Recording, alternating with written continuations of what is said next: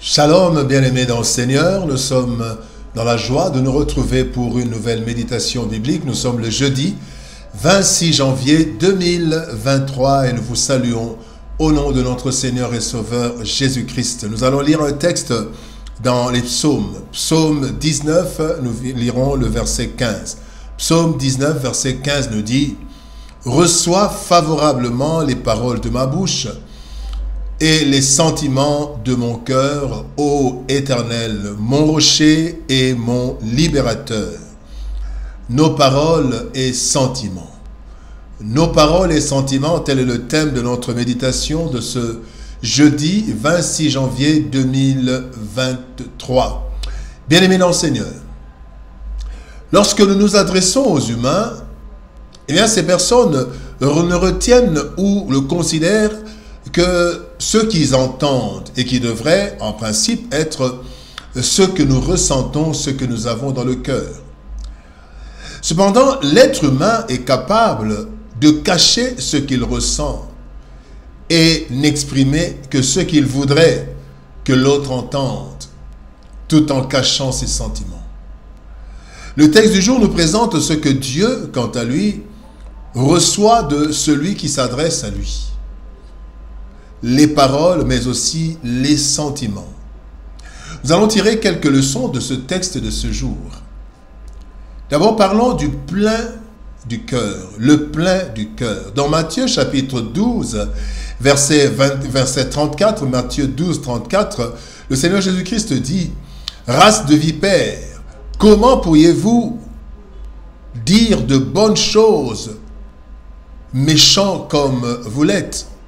Car c'est de l'abondance du cœur que la bouche parle. » C'est de l'abondance du cœur que la bouche parle. Bien-aimés, les paroles servent à exprimer le contenu du cœur. Dans ce contenu, il y a des sentiments. Ces sentiments s'extériorisent par des gestes, par des paroles.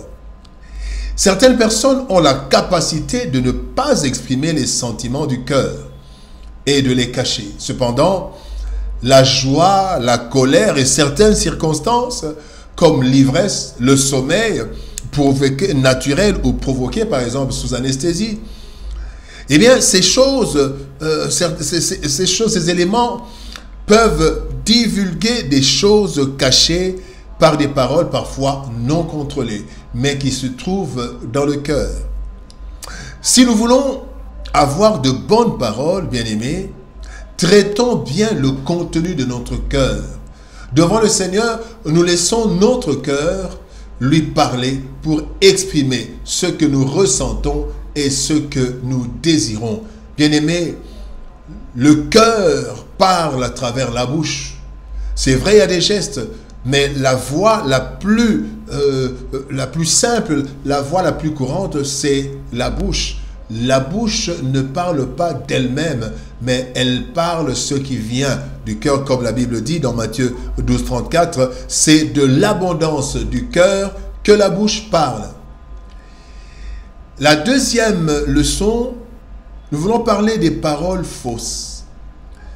Dans Ésaïe chapitre 29, quand nous lisons le verset 13, la Bible dit, le Seigneur dit, quand ce peuple s'approche de moi, il m'honore de la bouche et des lèvres, mais son cœur est éloigné de moi, et la crainte qu'il a de moi n'est qu'un précepte de tradition humaine.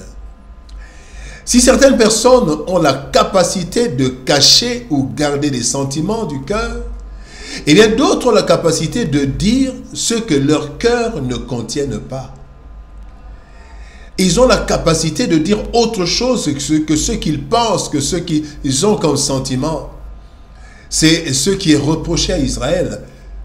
Le Seigneur dit, ce peuple s'approche de moi, il m'honore de la bouche, mais son cœur est éloigné de moi. Bien-aimés, les fausses paroles peuvent être exprimées par des personnes. Elles parlent de certaines choses qui ne sont pas dans le cœur. Eh bien, le cœur éloigné, mais paroles exprimant le contraire de la réalité. C'est ce que Dieu reproche à Israël. Les fausses paroles sont le fruit de la peur, les fruits de la flatterie ou de l'hypocrisie. Quelqu'un ne vous aime pas, mais vous dit, bien-aimé, je vous aime au nom du Seigneur. Alors que dans le cœur, il ne vous aime pas. Pire, il vous hait. Et bien aimé, si les hommes ne peuvent détecter que difficilement ces fausses paroles, eh bien Dieu connaît parfaitement.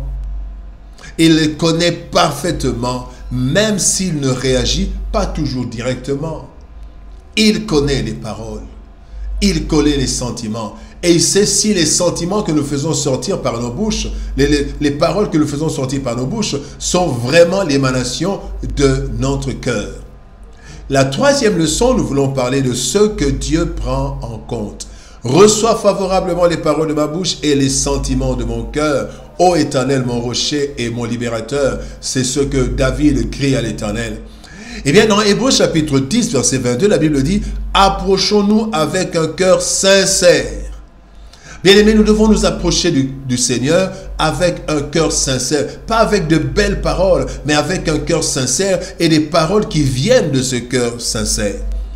Le psalmiste demande à Dieu de recevoir favorablement les paroles de sa bouche et les sentiments de son cœur. Bien-aimés, Dieu les agrée lorsqu'ils sont sincères, lorsque les sentiments sont sincères, lorsque les paroles sont sincères et lorsque les sentiments et les paroles concordent. Bien-aimés, notre désir est que nos paroles et sentiments soient agréés par notre Seigneur. Cependant, parfois nous disons ce que nous ne pensons pas. Parfois nous faisons sortir des paroles de louange alors que dans nos cœurs nous gémissons, nous nous lamentons et nous faisons sortir des paroles de louange parce que le voisin ne devrait pas entendre nos lamentations. Nous ne pouvons pas flatter Dieu, bien-aimé. Nous ne pouvons pas flatter Dieu car il sonde nos cœurs. Christ a même dénoncé les paroles des bénéficiaires de la multiplication des pains, en leur disant qu'en réalité, ils cherchaient des pains et non le Christ. Nous pouvons voir cela dans Jean chapitre 6, verset 26. Christ dit, vous ne me cherchez pas parce que vous avez vu des miracles, mais vous me cherchez parce que vous avez été rassasiés. Or, quand ils sont venus, ils disent, Seigneur, nous te cherchons. Non, ils cherchaient le pain. Et le Christ a compris. Bien-aimé, Dieu n'agrège jamais les paroles lorsqu'elles ne sont pas conformes à nos sentiments. Voilà pourquoi la prière individuelle est très importante. Parce que parfois, quand nous sommes dans les assemblées, nous faisons sortir des paroles qui ne sont pas l'expression de nos cœurs. Reçois favorablement les paroles de ma bouche et les sentiments de mon cœur. Oui, Dieu les reçoit favorablement, les agrée quand ils concordent. Lorsque nous venons à Dieu, bien-aimés, nous devons être sincères. Contrairement aux hommes, le Seigneur entend nos paroles, mais aussi nos cœurs. Les hommes n'entendent pas nos cœurs, mais Dieu entend nos cœurs. Il est donc important que nos paroles expriment réellement les sentiments de nos cœurs. Si cela n'est pas le cas, bien-aimés, Dieu ne considérera que les sentiments, pas les paroles.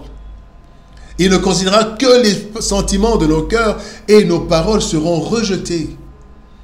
Que nos paroles expriment réellement nos sentiments, afin que Dieu les reçoive favorablement, qu'il reçoive nos paroles et qu'il reçoive les sentiments de notre cœur. Prions le Seigneur.